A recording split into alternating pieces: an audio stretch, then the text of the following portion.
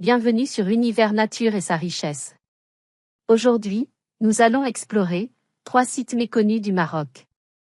La Casbah de Telouet, située dans le Haut-Atlas, fut la résidence de la puissante famille El Glaoui jusqu'à l'indépendance du Maroc en 1956. Cette demeure, à l'architecture remarquable, témoigne de la richesse et de l'influence du pacha Thami El Glaoui, qui fut l'un des hommes les plus puissants et les plus riches du Maroc sous le protectorat français.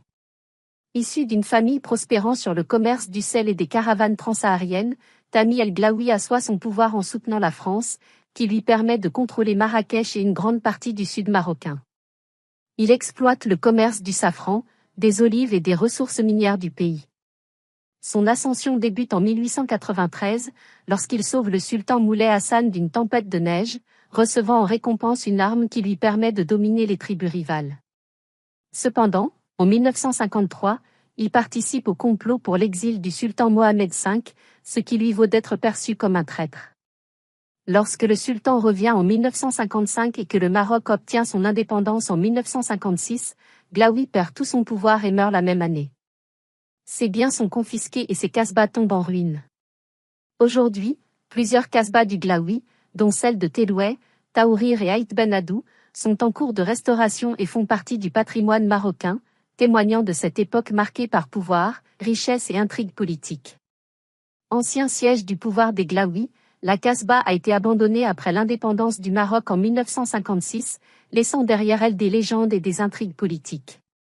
Perdue dans les montagnes, elle reste préservée du tourisme de masse, ce qui en fait une expérience authentique pour les explorateurs curieux. Ksar d'Aït Ben Haddou, un joyau du patrimoine marocain.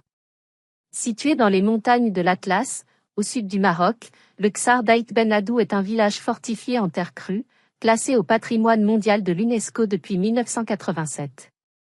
Il représente un témoignage exceptionnel de l'architecture traditionnelle du sud du Maroc et des anciennes routes caravanières reliant le Sahara à Marrakech. Un chef-d'œuvre d'architecture en terre.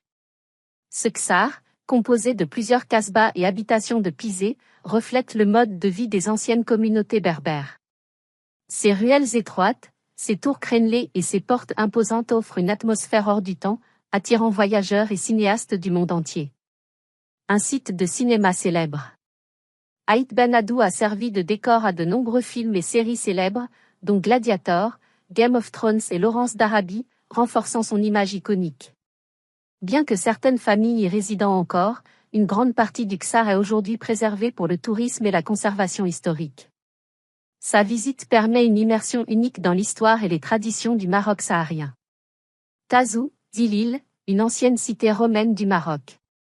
Plongeant aussi dans l'histoire méconnue de Tazou, Zilil, une ancienne cité romaine nichée au cœur du Maroc, à quelques kilomètres d'Azila. Autrefois un centre stratégique pour les Romains, ce site historique est aujourd'hui un trésor archéologique oublié.